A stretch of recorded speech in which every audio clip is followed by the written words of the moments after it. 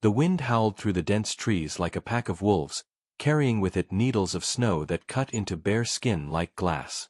The world was white and endless, swallowed by the fury of a relentless storm. Somewhere deep within that frozen wilderness, a figure trembled, slumped against the thick bark of an old pine tree. Eleanor sat chained, her hands raw from struggling against the iron cuffs that bit into her wrists. Her feet were bare, blue with cold, half buried in the snow that had already begun to claim her. Her coat had been torn open, exposing her heavily pregnant belly to the vicious winter air. Every breath she drew rattled her chest and turned to mist, barely rising before being snatched away by the wind.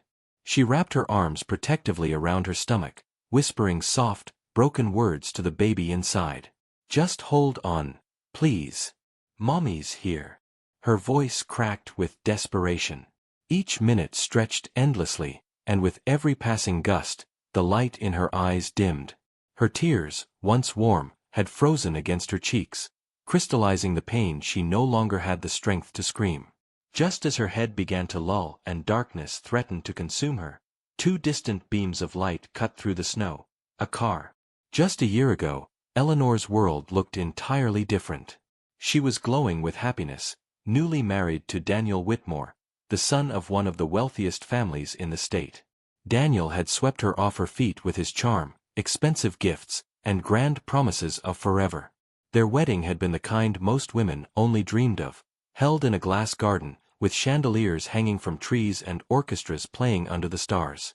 Eleanor believed she'd found her fairy tale. At first, life with Daniel was blissful. He called her his everything, and they traveled often: Paris, Rome, the Maldives. He'd kiss her forehead each night and whisper how lucky he was to have her. Then, she got pregnant. What should have been a moment of shared joy turned into a pivot point. Daniel's warmth vanished overnight. He grew cold, distant, even hostile.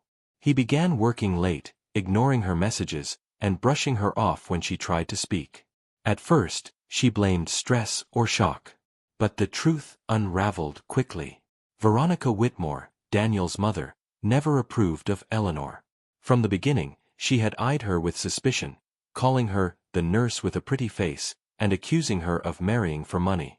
When Eleanor refused to terminate the pregnancy as Veronica coldly suggested, the pressure escalated. Daniel began to change in terrifying ways. He started controlling what she wore, who she spoke to, even when she could leave the house. Then came the yelling, the pushing, the locked doors. Eleanor tried to reach out to friends, but her calls were intercepted. Her social media accounts mysteriously disappeared. Soon, it was as if she no longer existed outside the Whitmore estate. Despite everything, Eleanor tried to hold on to hope, for herself, for her baby. She believed things might turn around. She believed Daniel still had love buried somewhere inside. But all illusions shattered the night they told her she was going to a doctor's appointment. She had no idea that behind the wheel, Daniel had only darkness in his heart. And Veronica, sitting beside him, wore a smile that chilled Eleanor more than the winter air that would soon swallow her whole. She never imagined her forever would end with chains in the snow. The morning began with a strange calm. Veronica entered Eleanor's room with an unusual smile, her voice laced with false sweetness. "Daniel's waiting in the car. We're taking you to see a doctor," she said, holding out Eleanor's coat like a peace offering. After weeks of isolation and verbal attacks, it was the first time anyone had offered her even a hint of kindness. Eleanor hesitated but clutched her belly and followed, anything for her child. She was desperate for a checkup, to hear her baby's heartbeat again, to remember she wasn't alone. Daniel didn't speak as she got into the car. His face was stone. Veronica kept humming softly, her gaze fixed on the snowy road ahead. Eleanor noticed they weren't heading into town but instead veering toward the forest, an area she remembered Daniel saying he used to hunt in. Her unease grew with each turn deeper into the desolate woods, the snow piling up around them like a warning. When they finally stopped, there was no clinic in sight. Only towering trees and a thick silence broken only by the wind. What is this?" Eleanor asked, her voice trembling. Daniel yanked the door open, grabbed her arm, and dragged her out into the snow. She cried out, stumbling, trying to hold onto her stomach. "Please, no. What are you doing?" "I'm pregnant," she screamed, digging her heels into the snow. But there was no mercy in his eyes. Veronica stood a few feet away, clutching a heavy chain like it was nothing more than rope. "You brought this on yourself," she sneered. "You should have left when you had the chance." Daniel forced Eleanor against the base of a tree while Veronica helped wrap the cold, biting chains around her wrists and waist. The metal clanged loudly, echoing through the silent forest. The cuffs dug into her skin as Eleanor sobbed, pleading with them, begging. "No one will find you here," Veronica hissed, leaning in close, her breath visible in the freezing air. "Not before the snow does." Then they turned and walked away, the snow crunching under their feet until even that sound faded. Eleanor screamed after them, her cries swallowed by the howling wind. Snowflakes thickened, falling faster, erasing their footprints as if they'd never been there at all. Damian Carter gripped the steering wheel tighter as his SUV crawled through the snow-covered forest road. The storm was worse than expected, and the route to his cabin was barely visible now, branches heavy with ice sagging low over the path. He hadn't been to the cabin in over a year, ever since his wife's death, but something had pulled him back this weekend. Maybe solitude. Maybe guilt. The silence around him was comforting in its own way, until his headlights caught something unusual just off the road. At first, he thought it was an animal. A pale shape hunched near a tree trunk. But as the vehicle inched forward, his eyes widened. It wasn't an animal. It was a woman. Damian slammed the brakes and leapt from the car without thinking. Snow whipped against his face as he stumbled through the drifts toward the figure. The closer he got, the clearer the horror became. She was barefoot, bruised, and her swollen belly stretched beneath a torn coat. Her wrists were bound to the tree by thick chains, her skin raw and bleeding beneath the metal. Her lips were blue, her eyes barely open. "My God," he whispered, dropping to his knees. "Hey, can you hear me?" Eleanor's head lolled slightly, her lips trembling as she forced out a whisper. "Please, my baby, save my baby." Damian's heart pounded. Without hesitation, he ran back to his car and returned with a crowbar and bolt cutters from the trunk. The metal was ice cold in his hands, but adrenaline pushed him through. He worked fast, gritting his teeth, jaw clenched as he snapped the lock and unwrapped the chains. The weight of them thudded to the ground, and Eleanor slumped forward into his arms. "I've got you," he murmured, lifting her as gently as he could. Her body was frighteningly light, limp against his chest. He carried her through the storm and placed her in the passenger seat, blasting the heater on high. Her breathing was shallow, eyes fluttering. She looked up at him one last time, her voice barely audible. "Don't let me die." "You're not dying." "Not tonight," Damian said, pressing the gas pedal hard as the tires spun against the snow. The storm closed in behind them, but he never looked back. Damian burst through the hospital's emergency entrance, Eleanor cradled in his arms like a fragile piece of porcelain. His breath was ragged, his coat soaked from snow, but he didn't care. "I need help now," he shouted, his voice booming across the sterile hallway. Heads turned. Nurses and doctors rushed forward, gurney wheels squealing as they rolled one over. "She's pregnant, chained to a tree, in the woods," he gasped, his words tumbling out in a frenzy. "She's freezing. Barely breathing." A nurse gently took Eleanor from his arms while others attached oxygen, checked her pulse, and began barking medical terms he barely understood. He tried to follow as they wheeled her down the corridor, but a security guard stopped him. "Please, sir, let them work." "I'm not leaving her," Damian insisted, planting himself in the waiting area, soaked boots leaving puddles on the floor. Inside the trauma room, doctors worked quickly. Eleanor's core temperature was dangerously low, her lips still tinged blue. An 4 was started immediately to combat dehydration, and fetal monitors were attached to detect signs of distress. The baby's heartbeat flickered onto the screen, faint but present. Damian paced like a man possessed. He didn't even know her last name, but something about her, her voice, the way she clutched her stomach, the horror in her eyes, anchored itself in his chest. When 2 officers arrived, asking questions about who she was and what happened, Damien only said one thing: "She'll tell you everything when she wakes up.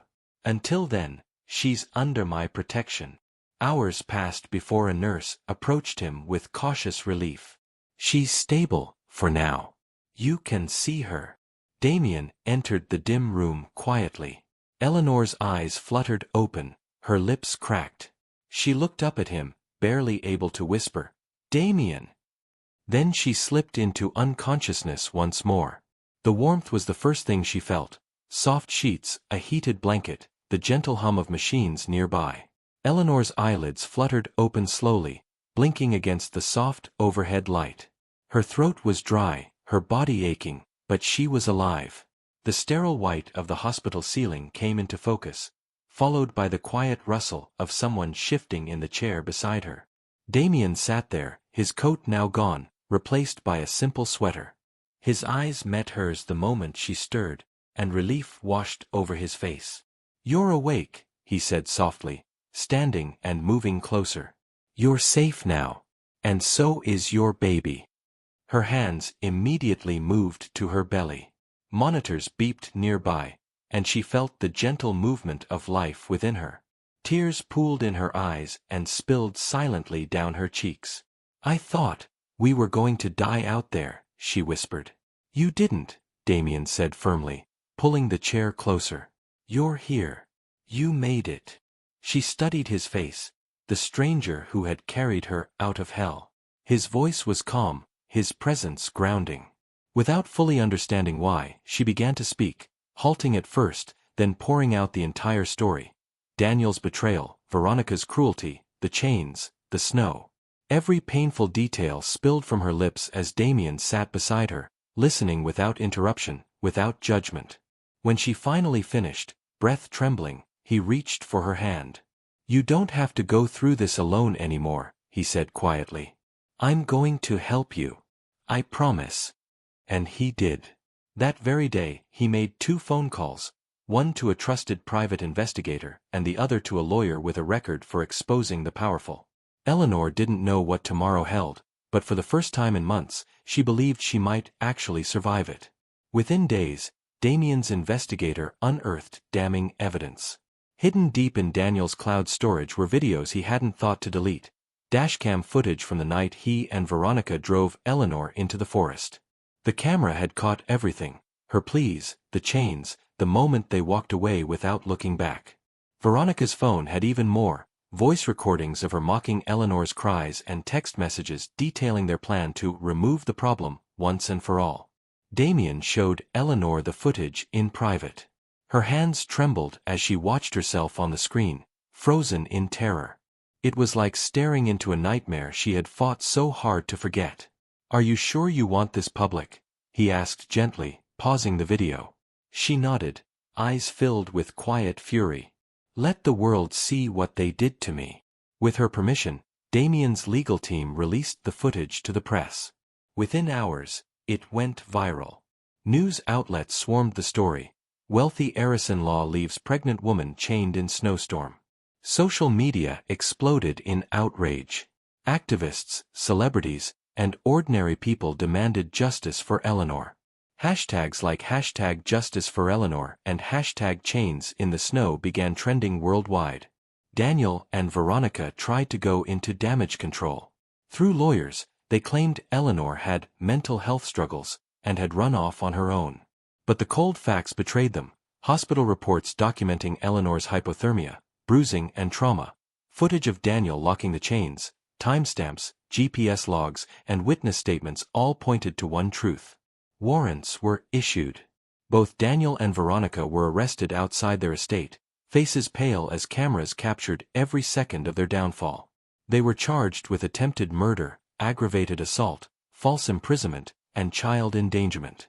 Eleanor watched the coverage from her hospital room, her newborn baby resting beside her. Her heart was heavy, not with sadness, but with a strange mix of sorrow and relief. She had once loved Daniel. She had once trusted his mother. Now, they would face the consequences they so ruthlessly tried to escape. As a reporter announced the charges live on TV, Eleanor exhaled slowly. For the first time since her world shattered, she felt something real and solid settle inside her. Justice. When the doctors finally cleared Eleanor for discharge, she felt a quiet panic settle over her. The hospital had become a strange kind of safety. Walls that protected her, nurses who smiled, machines that monitored not just her health but her peace of mind.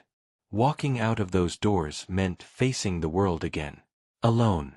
Damien was waiting by the exit, holding her coat and a soft blanket for the baby nestled in her arms. "I've arranged a place for you to stay," he said gently. "It's private. Secure. No press, no stress." Eleanor hesitated. "I can't depend on you," she said, her voice fragile but firm. "I've been controlled before. I can't let that happen again."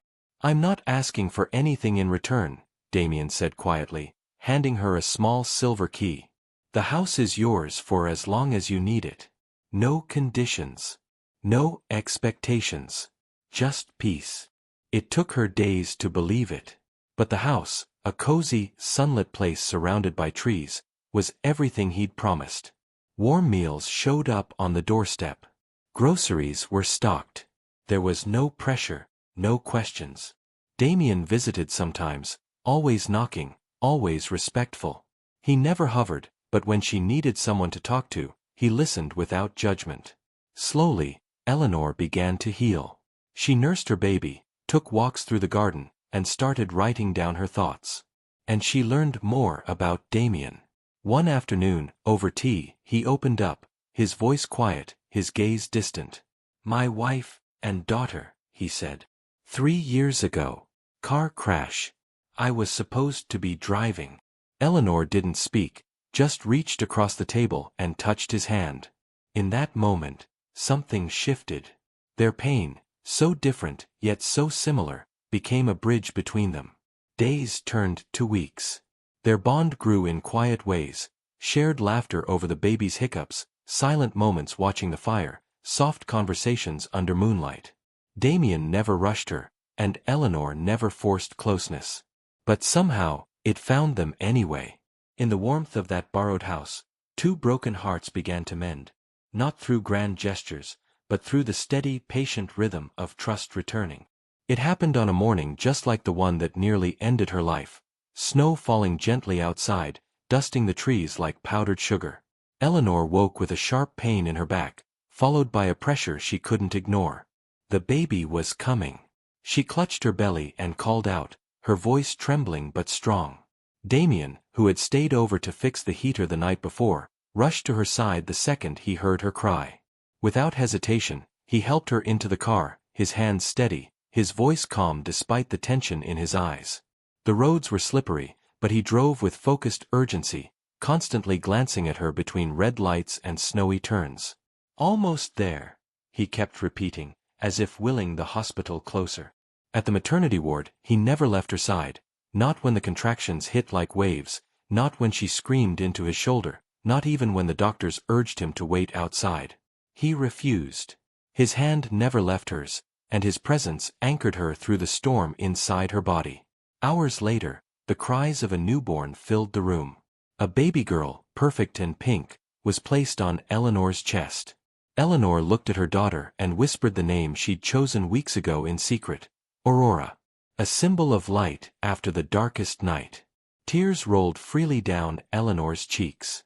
She felt the weight of her journey press into her chest, but it no longer suffocated her. She wasn't chained anymore. She had survived. Damien, standing beside her, leaned down and whispered, "Can I be part of this? Of her life. Yours." She looked up at him, the man who had pulled her from death and walked with her into healing.